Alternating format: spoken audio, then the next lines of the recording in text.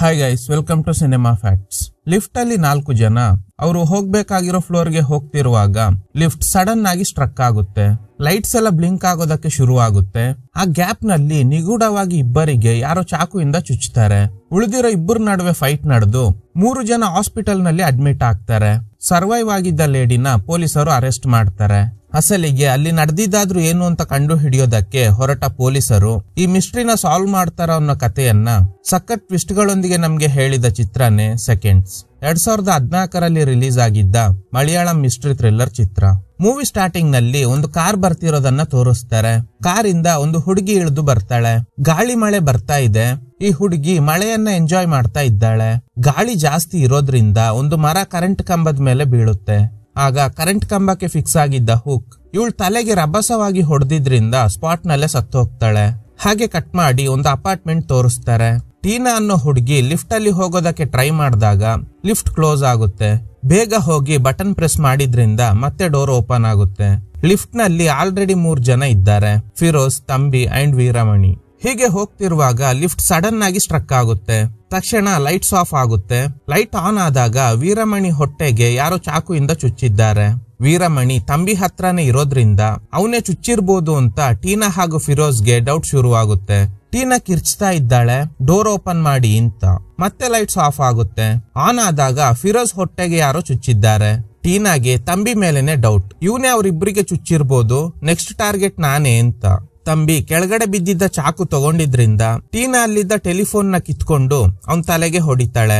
ಇದರಿಂದ ಟ್ರಿಗರ್ ಆಗಿದ್ದ ತಂಬಿ ಟೀನಾ ಮೇಲೆ ಅಟ್ಯಾಕ್ ಮಾಡೋದಕ್ಕೆ ಟ್ರೈ ಮಾಡಿದಾಗ ಮತ್ತೆ ಅದೇ ಫೋನ್ ಇಂದಾನೆ ಹೊಡಿತಾಳೆ. ಫಸ್ಟ್ ಟೈಮ್ ಹೊಡೆದಾಗ್ಲೇ ಫೋನ್ ಬ್ರೇಕ್ ಆಗಿ ಶಾರ್ಪ್ ಎಡ್ಜಸ್ ಬಂದಿರುತ್ತೆ.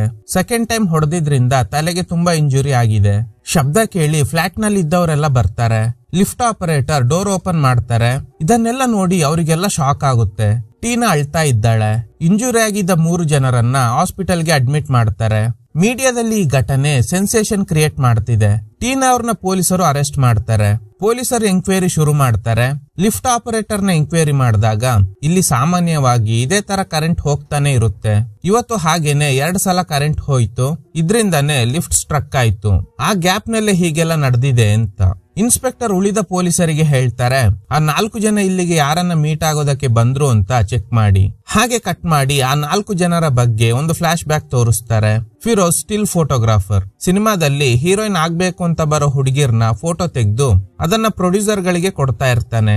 ಬೇರೆ ಕಡೆ ದೊಡ್ಡ ಸ್ಟುಡಿಯೋ ಓಪನ್ ಮಾಡ್ಬೇಕು ಅನ್ನೋ ಆಸೆ ಇದೆ, ಆದ್ರೆ ಬಜೆಟ್ ಇಲ್ಲ. ಇನ್ನು ತಂಬಿ, ಇವನೊಬ್ಬ ಪುಡಿ ರೌಡಿ, ದುಡ್ಡಿಗೋಸ್ಕರ ಏನ್ ಬೇಕಾದ್ರೂ ಮಾಡ್ತಾನೆ ಅಂಡ್ ಡ್ರಗ್ ಅಡಿಕ್ಟ್. ಮದುವೆ ಆಗಿದೆ, ಮಗಳು ಕೂಡ ಇದ್ದಾಳೆ. ನೆಕ್ಸ್ಟ್ ಟೀನಾ ಒಂದು ಜ್ಯುವೆಲರಿ ಶಾಪ್ ನಲ್ಲಿ ಕೆಲಸ ಮಾಡ್ತಾ ಇದ್ದಾಳೆ. ಇವಳಿಗೆ ತುಂಬಾನೇ ಫೈನಾನ್ಷಿಯಲ್ ಪ್ರಾಬ್ಲಮ್ ಇದೆ. ಡೈಲಿ FB ನಲ್ಲಿ ಏನಾದ್ರೂ ಸ್ಟೇಟಸ್ ಹಾಕದೆ ಹೋದ್ರೆ ನಿದ್ದೆನೆ ಬರಲ್ಲ. ನೆಕ್ಸ್ಟ್ ವೀರಮಣಿ ಚೆನ್ನೈಯಿಂದ ಕೇರಳಗೆ ಬಂದು 3 ವರ್ಷ ಆಗಿದೆ. ಒಂದು ಇನ್ಶೂರೆನ್ಸ್ ಕಂಪನಿಯಲ್ಲಿ ಕೆಲಸ ಮಾಡ್ತಾ ಇದ್ದಾರೆ. ಮದುವೆ ಆಗಿದೆ, ಒಬ್ಳು ಮಗಳು ಕೂಡ ಇದ್ದಾಳೆ. ಇನ್ಶೂರೆನ್ಸ್ ಕಂಪನಿಯಲ್ಲಿ ಪ್ರತಿ ತಿಂಗಳು ಟಾರ್ಗೆಟ್ ಇರುತ್ತೆ. ಅದಕ್ಕೆ ಪೇಪರ್ ಹಾಕೋರ್ನು ಬಿಡದೆ ಪಾಲಿಸಿ ತಗೊಳ್ಳಿ ಅಂತ ಫೋರ್ಸ್ ಮಾಡ್ತಾ ಇರ್ತಾರೆ. ಟೀನಾಗೆ ತುಂಬಾ ಸಾಲ ಇದೆ. ಅದಕ್ಕೆ ಸಿಟಿಲಿ ಬಂದು ಜ್ಯುವೆಲರಿ ಶಾಪ್ ನಲ್ಲಿ ಕೆಲಸ ಮಾಡ್ತಾ ಇದ್ದಾಳೆ. ಆದ್ರೆ ಇಲ್ಲಿ ಸಿಗೋ ಸ್ಯಾಲರಿ ಸಾಲ್ತಾನೆ ಇಲ್ಲ. ಫಿರೋಜ್ ಹತ್ರ ಒಂದು ಸೀಕ್ರೆಟ್ ಪೆನ್ ಡ್ರೈವ್ ಇದೆ. ವೀರಮಣಿ ಇದುವರೆಗೂ ಟಾರ್ಗೆಟ್ ಕಂಪ್ಲೀಟ್ ಮಾಡಿಲ್ಲ ಅಂತ ಇನ್ಶೂರೆನ್ಸ್ ಕಂಪನಿ ಓನರ್ ಬೈತಾ ಇದ್ದಾರೆ. ಈ ಕಡೆ ಟೀನಾ ಕೆಲಸ ಮಾಡ್ತಿರೋ ಜ್ಯುವೆಲರಿ ಶಾಪ್ ನ ಓನರ್ ಹೊಸ ಶೋರೂಮ್ ನ ಓಪನ್ ಮಾಡಿದ್ದಾರೆ. ಟೀನಾ ಕಸ್ಟಮರ್ಸ್ ಗೆ ಅಪ್ರೋಚ್ ಮಾಡೋ ರೀತಿ ನೋಡಿ, ನಿನ್ಗೆ ಒಂದು ಆಫರ್ ಕೊಡ್ತಾ ಇದ್ದೀನಿ, ನನ್ನ ಹತ್ರ ಕೂಡ ಜ್ಯುವೆಲರಿ ಶಾಪ್ ಇದೆ, ಜಾಸ್ತಿ ಸ್ಯಾಲರಿ ಕೊಡ್ತೀನಿ, ಇಂಟ್ರೆಸ್ಟ್ ಇದ್ರೆ ಕಾಲ್ ಮಾಡು ಅಂತ ಜಾರ್ಜ್ ಅನ್ನೋ ವ್ಯಕ್ತಿ ಹೇಳ್ತಾರೆ. ಇದನ್ನ ಅಬ್ಸರ್ವ್ ಮಾಡ್ತಿದ್ದ ಶೋರೂಮ್ ನ ಓನರ್ ಜಾರ್ಜ್ ಹುಡುಗಿರ್ ವಿಷಯದಲ್ಲಿ ಸರಿ ಇಲ್ಲ, ಅವನ ಆಫರ್ ನ ಅಕ್ಸೆಪ್ಟ್ ಮಾಡಬೇಡ ಅಂತ ಅಂದ್ರೂ ಟೀನಾ ಜಾರ್ಜ್ಗೆ ಕಾಲ್ ಮಾಡಿ ಮಾತಾಡ್ತಾಳೆ. ಏನ್ ಮಾತಾಡಿದ್ರು ಅಂತ ಗೊತ್ತಾಗ್ತಾ ಇಲ್ಲ. ಟೀನಾ ಫ್ರೆಂಡ್ ಜೊತೆ ಮಾತಾಡ್ತಾ ಇದ್ದಾಳೆ. ಇಲ್ಲಿ ಸಿಗೋ ಸ್ಯಾಲರಿ ನನ್ಗೆ ಸಾಲ್ತಾನೆ ಇಲ್ಲ ಅಂತ.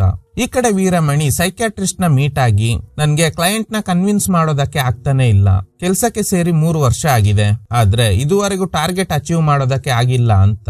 ಅದಕ್ಕೆ ಡಾಕ್ಟರ್ ಹೇಳ್ತಾರೆ, ನಿಮ್ ಮುಂದೆ ಇರೋ ವ್ಯಕ್ತಿ ನಿಮ್ಗಿಂತ ಬುದ್ಧಿವಂತ, ನಿಮ್ಮಿಂದ ಅವನ್ ತರ ವರ್ಕ್ ಮಾಡೋದಕ್ಕೆ ಆಗಲ್ಲ ಅಂತ ಅನ್ಕೊಳ್ತಾ ಇದ್ದೀರಾ. ಅದಕ್ಕೆ ನಿಮ್ಮಿಂದ ಕಾನ್ಫಿಡೆಂಟ್ ಆಗಿ ವರ್ಕ್ ಮಾಡೋದಕ್ಕೆ ಆಗ್ತಿಲ್ಲ. ಕ್ಲೈಂಟ್ ಜೊತೆ ಕಾನ್ಫಿಡೆಂಟ್ ಆಗಿ ಮಾತಾಡಿ. ಅವಶ್ಯಕತೆ ಇದ್ರೆ ಕೆಲವು ಮೆಡಿಸಿನ್ಸ್ ನ ಬರ್ಕೊಡ್ತೀನಿ, ಅದು ಬಿಟ್ರೆ ನಿಮ್ಗೇನು ಸಮಸ್ಯೆ ಇಲ್ಲ ಅಂತ. ನೆಕ್ಸ್ಟ್ ಮೂವಿ ನೋಡೋದಕ್ಕೆ ಥಿಯೇಟರ್ಗೆ ಬಂದಿದ್ದಾರೆ. ಕಟ್ ಮಾಡಿದ್ರೆ ತಂಬಿಗೆ ಯಾರೋ ಕಾಲ್ ಮಾಡಿರೋದ್ರಿಂದ ಶಾಪ್ ಅವರು ಒಬ್ಬ ವ್ಯಕ್ತಿಗೆ ಹೇಳಿ ತಂಬಿನ ಕರೆಯೋದಕ್ಕೆ ಹೇಳ್ತಾರೆ. ತಂಬಿ ಆ ವ್ಯಕ್ತಿ ಜೊತೆ ಏನ್ ಮಾತಾಡಿದ್ರು ಅಂತ ನಮ್ಗೆ ತೋರ್ಸೋದಿಲ್ಲ. ಈ ಕಡೆ ಟೀನಾ ತಾಯಿಗೆ ಹುಷಾರಿಲ್ಲ, ಹಾಸ್ಪಿಟಲ್ ನಲ್ಲಿ ಅಡ್ಮಿಟ್ ಆಗಿದ್ದಾರೆ ಅಂತ ಸುಳ್ಳು ಹೇಳಿ ಜಾರ್ಜ್ ಬರೋದಕ್ಕೆ ಹೇಳಿದ್ದ ಫ್ಲಾಟ್ ಗೆ ಬರ್ತಾ ಇದ್ದಾಳೆ. ಈ ಕಡೆ ತಂಬಿ ಹಾಗೂ ಫಿರೋಜ್ ಅದೇ ಫ್ಲಾಟ್ ಕಡೆ ಬರ್ತಾ ಇದ್ದಾರೆ. ಸ್ವಲ್ಪ ಹೊತ್ತಿನ ನಂತರ ವೀರಮಣಿ ಹಾಗೂ ಟೀನಾ ಕೂಡ ಅಲ್ಲಿಗೆ ಬರ್ತಾರೆ. ಇವರು 3 ಜನ ಲಿಫ್ಟ್ ನಲ್ಲಿ ಇರುವಾಗ್ಲೇ ಟೀನಾ ಕೂಡ ಬರ್ತಾಳೆ. ಮುಂದೇನಾಯ್ತು ಅನ್ನೋದು ನಮ್ಗೆ ಗೊತ್ತೇ ಇದೆ. ಪ್ರೆಸೆಂಟ್ ನಲ್ಲಿ ಈ ಲಿಫ್ಟ್ ಒಳಗಡೆ ನಡೆದ ಇನ್ಸಿಡೆಂಟ್ ಇಂದ ತಂಬಿ ತಲೆಗೆ ತೀವ್ರ ಗಾಯ ಆಗಿದ್ರಿಂದ ತೀರ್ ಹೋಗಿದ್ದಾರೆ. ಫಿರೋಜ್ ಸಾವು ಬದುಕಿನ ನಡುವೆ ಹೋರಾಟ ಮಾಡ್ತಾ ಇದ್ದಾನೆ. Veeramani out of danger. ಈ ಕಡೆ ಟೀನಾ ಅವ್ರನ್ನ ಪೊಲೀಸರು ಎಂಕ್ವೈರಿ ಮಾಡ್ತಾ ಇದ್ದಾರೆ. ನೀವ್ ಯಾಕೆ ಮನೆಗೆ ಹೋಗ್ತೀನಿ ಅಂತ ಹೇಳಿ ಆ ಫ್ಲಾಟ್ ಕಡೆ ಹೋದ್ರಿ ಅಂತ. ಟೀನಾ ಹೇಳ್ತಾಳೆ, ಆ ದಿನ ನಮ್ ಶಾಪ್ಗೆ ಬಂದಿದ್ದ ಜಾರ್ಜ್ ಜಾಬ್ ಆಫರ್ ಮಾಡಿದ್ರು, ಅದಕ್ಕೆ ಒಂದು ಸಣ್ಣ ಇಂಟರ್ವ್ಯೂ ಅಟೆಂಡ್ ಮಾಡ್ಬೇಕು ಅಂತ ಹೇಳಿದ್ರು. ಕರೆಕ್ಟ್ ಆಗಿ 2 ಗಂಟೆಗೆನೆ ಫ್ಲಾಟ್ಗೆ ಬರೋದಕ್ಕೆ ಹೇಳಿದ್ರಿಂದ ಸತ್ಯ ಹೇಳಿದ್ರೆ ಶಾಪ್ ಇಂದ ಬರೋದಕ್ಕೆ ಆಗಲ್ಲ, ಅದಕ್ಕೆ ಸುಳ್ಳು ಹೇಳಿ ಅಲ್ಲಿಗೆ ಬಂದಿದ್ದೆ ಅಂತ. ನೆಕ್ಸ್ಟ್ ಜಾರ್ಜ್ ನ ಎಂಕ್ವೈರಿ ಮಾಡಿದಾಗ ನಾನು ಮೀಟಿಂಗ್ ನಲ್ಲಿ ಇರುವಾಗ ಟೀನಾ ಕಾಲ್ ಮಾಡಿದ್ಲು. ಟೀನಾ ಆ ದಿನ ಶೋರೂಮ್ ನಲ್ಲಿ ಕಸ್ಟಮರ್ಸ್ ಗೆ ಅಪ್ರೋಚ್ ಮಾಡೋ ರೀತಿ ನನ್ಗೆ ತುಂಬಾ ಇಷ್ಟ ಆಯ್ತು. ಯಾವುದೇ ಇಂಟರ್ವ್ಯೂ ಇರೋದಿಲ್ಲ, ಡೈರೆಕ್ಟ್ ಅಪಾಯಿಂಟ್ಮೆಂಟ್ ಇರುತ್ತೆ ಅಂತ ಹೇಳ್ದೆ. ಆದ್ರೆ ಟೀನಾ ನನ್ನ ಮೀಟ್ ಆಗ್ಲೇಬೇಕು ಅಂತ ಹೇಳಿದ್ರಿಂದ ಕರೆಕ್ಟ್ ಆಗಿ 2 ಗಂಟೆಗೆ ಬರೋದಕ್ಕೆ ಹೇಳ್ದೆ ಅಂತ. ಟೀನಾ ಹಾಗೂ ಜಾರ್ಜ್ ಹೇಳಿಕೆಯಲ್ಲಿ ತುಂಬಾ ಡಿಫ್ರೆನ್ಸ್ ಇದೆ. ಪೊಲೀಸರು ಏನ್ ಗೆಸ್ ಮಾಡ್ತಾರೆ ಅಂದ್ರೆ ಮೇ ಬಿ ಜಾರ್ಜ್ ಟೀನಾಗೆ ಫೋರ್ಸ್ ಮಾಡಿ ಫ್ಲಾಟ್ ಗೆ ಬರೋಕೆ ಹೇಳಿದ್ದಾರೆ. ಟೀನಾಗೆ ಜಾಬ್ ಆಫರ್ ಕೊಡೋದ್ರ ಜೊತೆಗೆ ಅವಳಿಂದ ಬೇರೇನೋ ಎಕ್ಸ್ಪೆಕ್ಟ್ ಮಾಡಿದ್ದಾರೆ, ಅದಕ್ಕೆ ಇಬ್ಬರ ಹೇಳಿಕೆಯಲ್ಲಿ ಡಿಫ್ರೆನ್ಸ್ ಇದೆ ಅಂತ. ನೆಕ್ಸ್ಟ್ ಫಿರೋಜ್ ಹಾಗೂ ವೀರಮಣಿಗೆ ಯಾರಾದ್ರೂ ಶತ್ರುಗಳಿದ್ದಾರಾ ಅಂತೆಲ್ಲ ಎಂಕ್ವೈರಿ ಮಾಡ್ತಾರೆ, ಆದ್ರೆ ಯಾವುದೇ ಲೀಡ್ ಸಿಗೋದಿಲ್ಲ. ನೆಕ್ಸ್ಟ್ ಸತ್ಯದೇವನ್ ಅನ್ನೋ ಫಿಲ್ಮ್ ಪ್ರೊಡ್ಯೂಸರ್ ಕಮ್ ಪೊಲಿಟಿಷಿಯನ್ ನ ಎಂಕ್ವೈರಿ ಮಾಡ್ತಾರೆ. ಯಾಕಂದ್ರೆ ವೀರಮಣಿ ಹಾಗೂ ಫಿರೋಜ್ ಸತ್ಯದೇವನ್ ಇದ್ದ ಫ್ಲಾಟ್ ಗೆ ಹೋಗ್ತಿರೋದಾಗಿ ರಿಜಿಸ್ಟರ್ ನಲ್ಲಿ ಮೆನ್ಷನ್ ಮಾಡಿದ್ರು. ಅದಕ್ಕೆ ಸತ್ಯದೇವನ್ ಹೇಳ್ತಾರೆ, ಒಂದು ಇನ್ಶೂರೆನ್ಸ್ ವಿಷಯವಾಗಿ ವೀರಮಣಿ ಜೊತೆ ಮಾತಾಡ್ಬೇಕಾಗಿತ್ತು, ಅದೇ ತರ ನಾನು ಪ್ರೊಡ್ಯೂಸ್ ಮಾಡ್ತಿರೋ ನೆಕ್ಸ್ಟ್ ಮೂವಿಗೆ ಸ್ಟಿಲ್ ಫೋಟೋಗ್ರಾಫರ್ ಫಿರೋಜ್, ಅದಕ್ಕೆ ಅಡ್ವಾನ್ಸ್ ಕೊಡ್ಬೇಕಾಗಿತ್ತು, ಅದಕ್ಕೆ ಬರೋಕ್ ಹೇಳಿದ್ದೆ ಅಂತ. ಅಂಡ್ ಇದಕ್ಕೂ ಮುಂಚೆ ಫಿರೋಜ್ ನನ್ ಜೊತೆ ವರ್ಕ್ ಮಾಡಿದ್ದಾನೆ. ಫಿರೋಜ್ ನ ಕಂಡೀಷನ್ ಸೀರಿಯಸ್ ಆಗಿದೆ. ವೀರಮಣಿ ಔಟ್ ಆಫ್ ಡೇಂಜರ್ ಅನ್ನೋ ವಿಷಯ ಗೊತ್ತಾದಾಗ ಸತ್ಯದೇವನ್ ನಗ್ತಾ ಇದ್ದಾರೆ. ಈಗ 3 ತಿಂಗಳ ಹಿಂದೆ ಏನ್ ನಡೀತು ಅಂತ ತೋರಿಸ್ತಾರೆ. ಫಿರೋಜ್ ಸ್ನೇಹ ಅನ್ನೋ ಹುಡುಗಿನ ಕರ್ಕೊಂಡು ಸತ್ಯದೇವನ್ ಮನೆಗೆ ಬರ್ತಾನೆ. ಯಾಕಂದ್ರೆ ಸತ್ಯದೇವನ್ ನೆಕ್ಸ್ಟ್ ಮೂವಿಗೆ ಹೀರೋಯಿನ್ ಬೇಕು ಅಂತ ಹೇಳಿದ್ರಿಂದ ಅದಕ್ಕೆ ಫಿರೋಜ್ ಸ್ನೇಹನ ಕರ್ಕೊಂಡು ಬಂದಿದ್ದಾನೆ. ಅವಳ ಫೋಟೋಸ್ ಗಳನ್ನ ತೋರಿಸ್ತಾನೆ. ಸ್ನೇಹ ನ್ಯೂ ಕಮರ್, ಇದುವರೆಗೂ ಯಾವುದೇ ಮೂವಿ ಮಾಡಿಲ್ಲ, ಪ್ರಾಜೆಕ್ಟ್ ಇನ್ನು ಪ್ರೋಗ್ರೆಸ್ ನಲ್ಲಿ ಇದೆ, ಏನಾದ್ರೂ ಇದ್ರೆ ಹೇಳ್ತೀನಿ, ಆ ಸಂದರ್ಭದಲ್ಲಿ ಕರ್ಕೊಂಡು ಬಾ ಅಂತ ಹೇಳ್ತಾರೆ. ಸ್ನೇಹ ಇವ್ರ ಜೊತೆ ಫೋಟೋ ತಗೋತಾಳೆ. ಫಿರೋಜ್ ನ ಬೈಕ್ ಸ್ಟಾರ್ಟ್ ಆಗ್ತಾನೆ ಇಲ್ಲ, ಅದಕ್ಕೆ ಸತ್ಯದೇವನ್ ಅವ್ರ ಕಾರ್ನಲ್ಲೇ ಡ್ರಾಪ್ ಮಾಡ್ತೀನಿ ಅಂತ ಹೇಳ್ತಾ ಇದ್ದಾರೆ. ಹೀಗೆ ಕಾರ್ನಲ್ಲಿ ಹೋಗ್ತಾ ಇರುವಾಗ ಒಂದು ಕಡೆ ಟೈರ್ ಪಂಚರ್ ಆಗುತ್ತೆ. ಫಿರೋಜ್ ಟೈರ್ ಚೇಂಜ್ ಮಾಡ್ತಾನೆ. ಅದಕ್ಕೆ ಸ್ನೇಹ ಕಾರಿಂದ ಇಳಿದು ಹೊರಗಡೆ ಬರ್ತಾಳೆ. ಅದೇ ಸಮಯಕ್ಕೆ ಗಾಳಿ ಮಳೆ ಶುರುವಾಗುತ್ತೆ. ಇದೇ ಸೀನ್ ಮೂವಿ ಸ್ಟಾರ್ಟಿಂಗ್ ನಲ್ಲಿ ತೋರಿಸಿರ್ತಾರೆ. ಟೈರ್ ಚೇಂಜ್ ಆಗಿದ್ರಿಂದ ಸ್ನೇಹನ ಕರೆಯೋದಕ್ಕೆ ಹೋಗ್ತಾನೆ. ಆಗ್ಲೇ ಗಾಳಿ ಜಾಸ್ತಿ ಇರೋದ್ರಿಂದ ಒಂದು ಮರ ಕರೆಂಟ್ ಕಂಬದ ಮೇಲೆ ಬೀಳುತ್ತೆ. ಕಂಬಕ್ಕೆ ಫಿಕ್ಸ್ ಆಗಿದ್ದ ಹುಕ್ ಸ್ನೇಹ ತಲೆಗೆ ಹೊಡೆದಿದ್ರಿಂದ ಸ್ಪಾಟ್ ನಲ್ಲೇ ಸತ್ತೋಗ್ತಾಳೆ. ಇದನ್ನ ನೋಡಿ ಗಾಬರಿಯಾಗಿದ್ದ ಫಿರೋಜ್ ಓಡ್ ಬರ್ತಾನೆ. ಗಾಡಿ ಸ್ಟಾರ್ಟ್ ಮಾಡಿ ಹೋಗೋದಕ್ಕೆ ಟ್ರೈ ಮಾಡುವಾಗ ಸತ್ಯದೇವನ್ ಹೇಳ್ತಾರೆ, ಸ್ನೇಹ ಎಲ್ಲಿ, ಇಲ್ಲಿದ್ರೆ ಸಮಸ್ಯೆ ಆಗುತ್ತೆ ಅಂತ. ಅದೇನು ಇಲ್ಲ, ಗಾಡಿ ನಿಲ್ಸು, ಏನಾಯ್ತು ನಿಜ ಹೇಳು ಅಂತ. ಫಿರೋಜ್ ನಡೆದ ವಿಷಯ ಹೇಳ್ತಾನೆ. ನಿನ್ನ ನಂಬಿ ಬಂದಿದ್ದ ಹುಡುಗಿ ಸಾವು ಬದುಕಿನ ನಡುವೆ ಹೋರಾಟ ಮಾಡ್ತಿರುವಾಗ ಎಸ್ಕೇಪ್ ಆಗೋದು ಸರಿಯಲ್ಲ ಸರ್. ಈಗ ಅವಳಿಗೆ ಹೆಲ್ಪ್ ಮಾಡೋದಕ್ಕೆ ಟ್ರೈ ಮಾಡಿದ್ರೆ ಪೊಲೀಸ್ ಎಂಕ್ವೈರಿ ಫೇಸ್ ಮಾಡ್ಬೇಕಾಗುತ್ತೆ ಅಂತ. ಸತ್ಯದೇವನ್ ಹೇಳ್ತಾರೆ, ಇಲ್ಲ, ನಾವು ಅವಳನ್ನ ಸೇವ್ ಮಾಡ್ಲೇಬೇಕು, ಹಾಸ್ಪಿಟಲ್ಗೆ ಅಡ್ಮಿಟ್ ಮಾಡೋಣ ಅಂತ ಹೇಳಿ ಮತ್ತೆ ಸ್ಪಾಟ್ಗೆ ಹೋಗಿ ನೋಡಿದ್ರೆ ಅಷ್ಟರಲ್ಲಿ ಸ್ನೇಹ ಸತ್ತೋಗಿದ್ದಾಳೆ. ಲೋಕಲ್ಸ್ ಬಾಡಿನ ಎತ್ಕೊಂಡು ಹಾಸ್ಪಿಟಲ್ಗೆ ಹೋಗ್ತಾರೆ. ಈಗ ಫಿರೋಜ್ ಹೇಳ್ತಾನೆ, ಅವಳ ತಲೆಗೆ ಬಲವಾಗಿ ಪೆಟ್ಟಾಗಿದ್ರಿಂದ ಸತ್ತೋಗಿದ್ದಾಳೆ ಅಂತ ಪೊಲೀಸರು ಹೇಳ್ತಿದ್ದಾರೆ, ನಮ್ಗೇನು ತೊಂದ್ರೆ ಆಗಲ್ಲ ತಾನೆ ಅಂತ. ಅದಕ್ಕೆ ಸತ್ಯದೇವನ್ ಹೇಳ್ತಾರೆ, ನೀನೇ ಅವಳನ್ನ ಕರ್ಕೊಂಡು ಬಂದಿದ್ದೆ, ನಾವು ಅವಳನ್ನ ಕರ್ಕೊಂಡು ಹೋಗುವಾಗ್ಲೇ ಈ ಘಟನೆ ನಡೆದಿದೆ. ಈ ವಿಷಯ ಏನಾದ್ರೂ ಪೊಲೀಸರಿಗೆ ಗೊತ್ತಾದ್ರೆ ನನ್ನ ಪೊಲಿಟಿಕಲ್ ಕೆರಿಯರ್ ಗೆ ತೊಂದರೆ ಆಗುತ್ತೆ. ಸ್ನೇಹ ಫ್ಯಾಮಿಲಿಗೆ ಸ್ವಲ್ಪ ದುಡ್ಡು ಕೊಡ್ತೀನಿ, ಅದನ್ನ ನೀನೇ ಕೊಟ್ಬಿಡು, ಇದ್ರ ಬಗ್ಗೆ ಮತ್ತೆ ನಾವು ಡಿಸ್ಕಸ್ ಮಾಡೋದ್ ಬೇಡ ಅಂತ. ಆದ್ರೆ ಫಿರೋಜ್ ಸತ್ಯದೇವನ್ ಸ್ನೇಹ ಫ್ಯಾಮಿಲಿಗೆ ಕೊಡೋದಕ್ಕೆ ಹೇಳಿದ್ದ ದುಡ್ಡನ್ನ ಇವನೇ ಇಟ್ಕೊಳ್ತಾನೆ. ನೆಕ್ಸ್ಟ್ ಸತ್ಯದೇವನ್ನ ಮತ್ತೆ ಮೀಟ್ ಆಗ್ತಾನೆ. ಸರ್, ನಾನು ಹೊಸ ಫೋಟೋ ಸ್ಟುಡಿಯೋನ ಓಪನ್ ಮಾಡ್ಬೇಕು ಅಂತ ಅನ್ಕೊಂಡಿದ್ದೀನಿ. ಈಗ ಇರೋದು ಸಣ್ಣ ಸ್ಟುಡಿಯೋ, ಸೊ ದೊಡ್ಡ ಸ್ಟುಡಿಯೋ ಓಪನ್ ಮಾಡ್ಬೇಕಂದ್ರೆ ಮಿನಿಮಮ್ 70 ರಿಂದ 80 ಲಕ್ಷ ಬೇಕು. ಅದನ್ನ ನೀವೇ ನನ್ಗೆ ಕೊಡ್ಬೇಕು. ಇನ್ ಕೇಸ್ ಕೊಟ್ಟಿಲ್ಲ ಅಂದ್ರೆ ಹೇಗೂ ಸ್ನೇಹ ಹೇಗೆ ಸತ್ಲು ಅಂತ ನಮ್ಮಿಬ್ರಿಗೆ ಮಾತ್ರ ಗೊತ್ತು. ಈ ವಿಷಯ ಮೀಡಿಯಾದವ್ರಿಗೆ ಗೊತ್ತಾದ್ರೆ ನಮ್ಮಿಬ್ರ ಕತೆ ಅಷ್ಟೇ, ನಂದ್ ಬಿಡಿ. ನಿಮ್ ರಾಜಕೀಯ ಭವಿಷ್ಯದ ಕತೆ ಏನಾಗುತ್ತೆ ಗೊತ್ತಾ? ನಾನೇ ಮೀಡಿಯಾಗೆ ಇನ್ಫಾರ್ಮೇಶನ್ ಕೊಡ್ತೀನಿ. ಏನ್ ಹೇಳ್ತೀನಿ ಗೊತ್ತಾ? ನೀವೇ ಫೋರ್ಸ್ ಮಾಡಿ ಸ್ನೇಹನ ಕರ್ಕೊಂಡು ಬರೋದಕ್ಕೆ ಹೇಳಿದ್ರಿ. ಅದಕ್ಕೆ ನಾನು ಅವಳನ್ನ ಕರ್ಕೊಂಡು ಬಂದೆ. ನಂತರ ನೀವು ಅವಳನ್ನ ಸಪರೇಟ್ ಆಗಿ ಗೆಸ್ಟ್ ಹೌಸ್ಗೆ ಕರ್ಕೊಂಡು ಹೋಗ್ತಿರುವಾಗ ನಾನು ಒಪ್ಪಿಲ್ಲ, ಸ್ನೇಹನ ನಾನೇ ಕರ್ಕೊಂಡ್ ಬಂದಿರೋದು, ಸೊ ಅವಳು ನನ್ನ ಜವಾಬ್ದಾರಿ, ಅದಕ್ಕೆ ನಾನು ಕೂಡ ನಿಮ್ ಜೊತೆ ಕಾರ್ನಲ್ಲಿ ಬರ್ತೀನಿ ಅಂತ ಬಂದೆ. ಒಂದು ಕಡೆ ಟೈರ್ ಪಂಚರ್ ಆದಾಗ ಸ್ನೇಹ ಕಾರಿಂದ ಇಳಿದು ಹೋದ್ಲು. ನೀವು ಕೂಡ ಅವಳು ಹಿಂದೆನೆ ಹೋದ್ರಿ. ಅವಳ ಹತ್ರ ಮೂವಿಲಿ ಚಾನ್ಸ್ ಬೇಕಂದ್ರೆ ನನ್ ಜೊತೆ ಅಡ್ಜಸ್ಟ್ ಮಾಡ್ಕೋಬೇಕು ಅಂತ ಹೇಳಿದ್ರಿ. ಅದಕ್ಕೆ ಸ್ನೇಹ ಒಪ್ಪಿಲ್ಲ. ಅದಕ್ಕೆ ನೀವು ಸ್ನೇಹ ತಲೆಗೆ ಹೊಡೆದು ಸಾಯಿಸಿ ಸ್ಪಾಟ್ ಇಂದ ಎಸ್ಕೇಪ್ ಆಗೋದಕ್ಕೆ ಟ್ರೈ ಮಾಡಿದ್ರಿ. ನಾನು ಅವಳನ್ನ ಹಾಸ್ಪಿಟಲ್ಗೆ ಸೇರ್ಸೋಣ ಅಂತ ಹೇಳ್ದೆ, ಆದ್ರೆ ನೀವು ಕೇಳಿಲ್ಲ.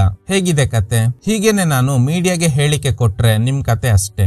ಸೊ ನೀವು ನನ್ಗೆ 1 ಕೋಟಿ ಕೊಡ್ಬೇಕು, ಇಲ್ಲ ಅಂದ್ರೆ ನಾನ್ ಸುಮ್ನೆ ಇರಲ್ಲ ಅಂತ ಹೇಳಿದ್ದಾನೆ. ಸತ್ಯದೇವನ್ಗೆ ಏನ್ ಮಾಡ್ಬೇಕು ಅಂತ ಗೊತ್ತಾಗದೆ ಟೆನ್ಷನ್ ಆಗಿದ್ದಾರೆ.